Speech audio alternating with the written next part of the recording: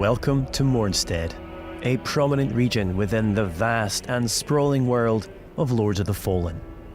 In today's extended gameplay walkthrough, we're sharing an exclusive look at just some of the diverse and harrowing areas you'll journey through in your epic quest to overthrow Adir, the demon god.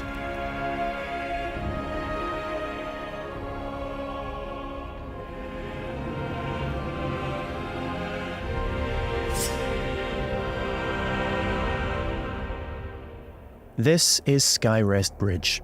It is guarded by Pieta, she of the Blessed Renewal, one of the game's early boss encounters. We must triumph against her in order to proceed with our holy charge, to restore radiance to the 6 beacons of the Sentinels, and thwart Adir's uprising. O holy Aureus, by your radiance grant me the strength to continue to endure these dark days, to lay bare the path to salvation. And yet you now appear before me, a stranger, a betrayal made flesh, and one I cannot brook.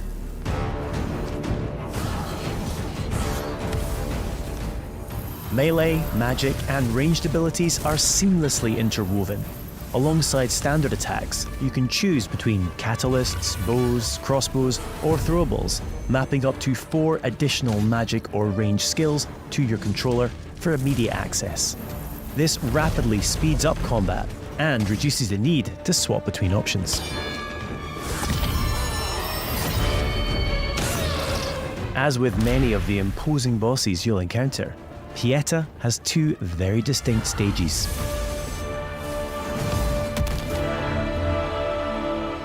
Death is not necessarily the end in Lords of the Fallen. When slain in Axiom, the realm of the living, you'll resurrect in Umbral, the realm of the dead.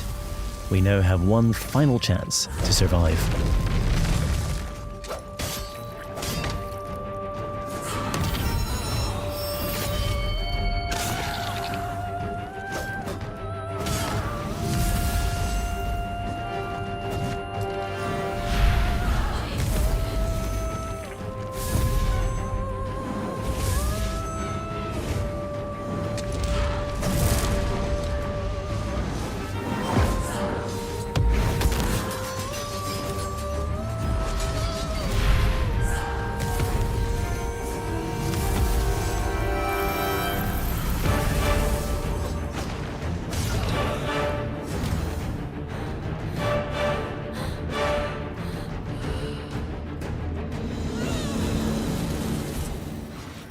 Though few and far between, these flowers denote special patches of ground upon which we can spawn a resting point, known as a vestige seedling.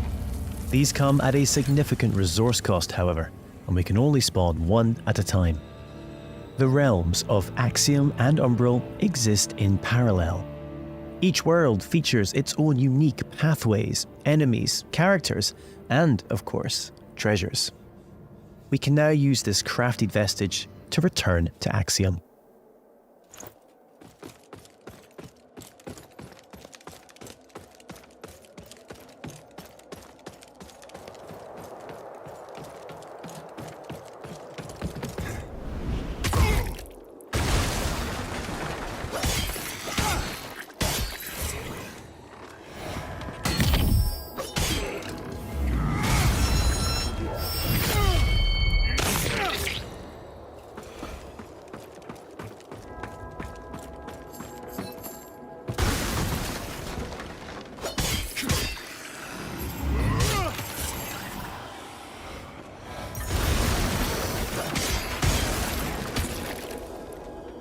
We can peer into the secondary realm at any time by raising the Umbral lamp. Though be advised, this also renders you vulnerable to its inhabitants.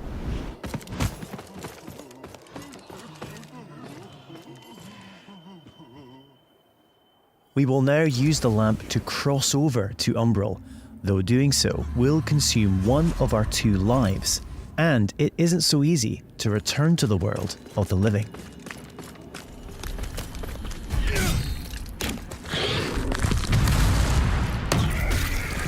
Many enemies require a different approach to combat. This mendacious visage, for example, is only vulnerable when attacked from the back, or when it reveals its true form.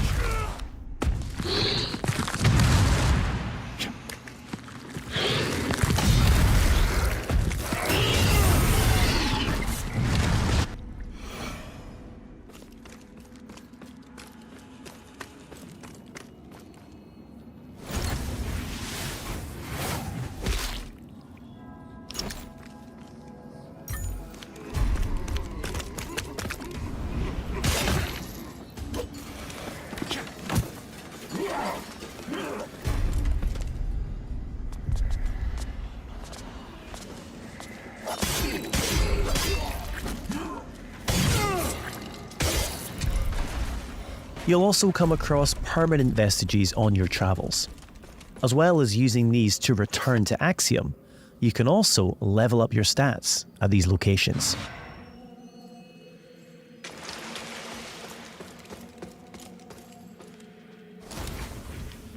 Three schools of sorcery can be mastered: Rogar, Radiant, and Umbral, each specializing in a different area of the arcane and requiring a different catalyst to cast.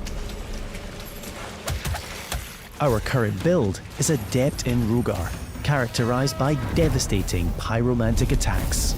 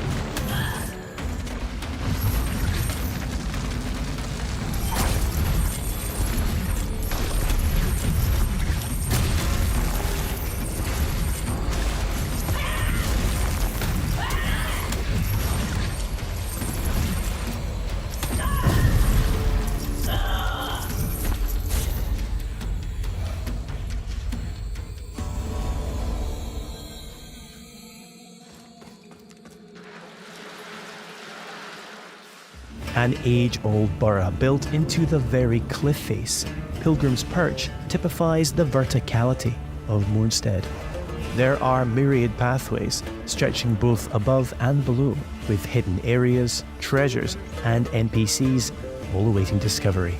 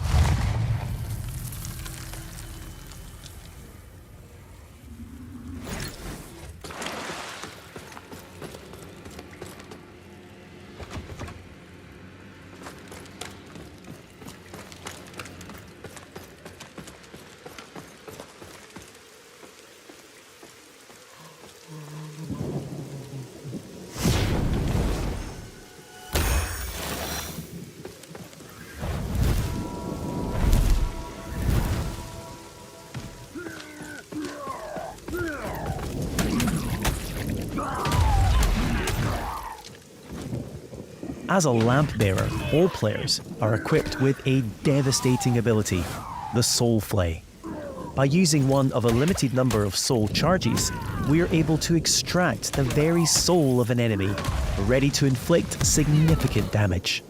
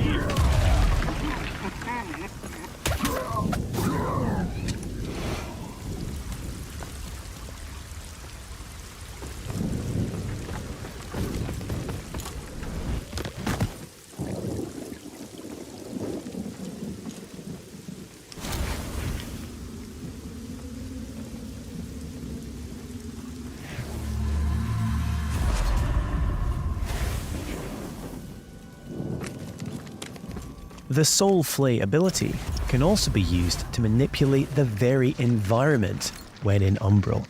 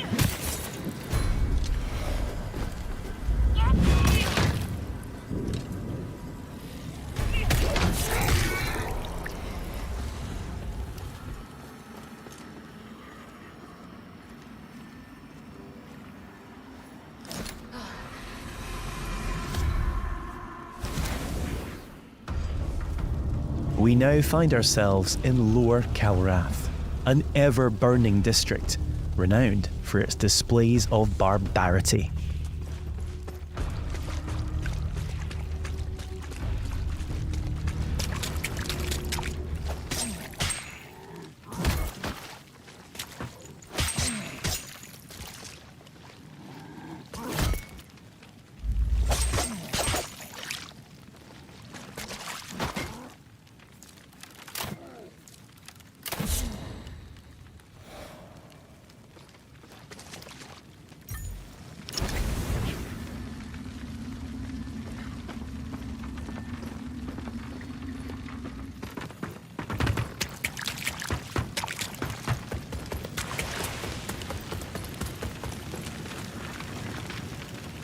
We're now going to invite a second player to join us on our journey.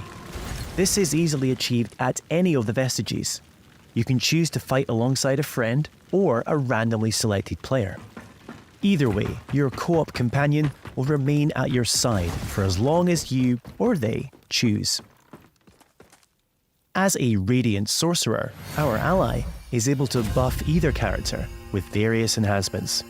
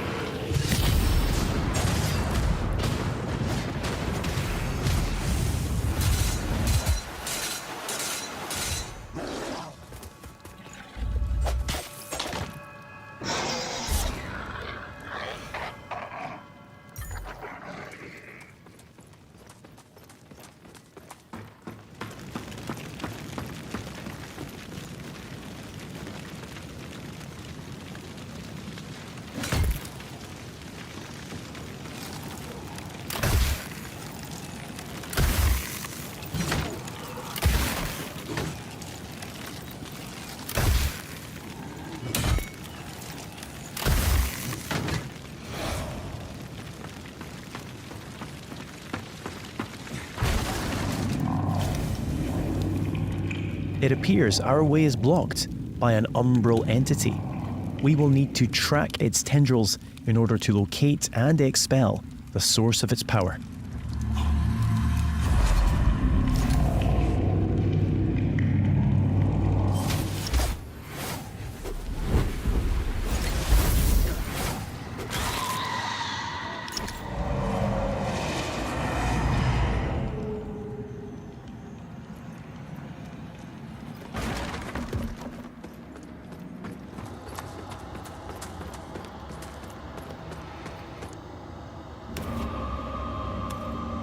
Finally, it's time to face off against the colossal spurned progeny, Scourge of Calrath.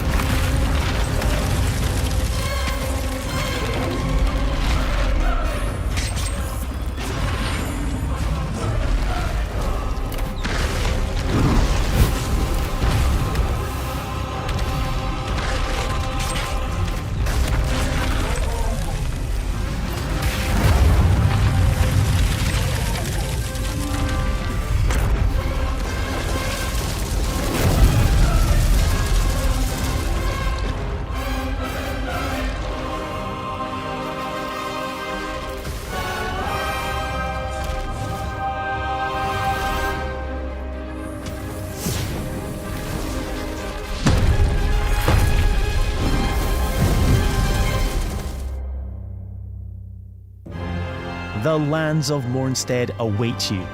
Pre-order Lords of the Fallen now and prepare to unleash the darkness on Friday the 13th of October.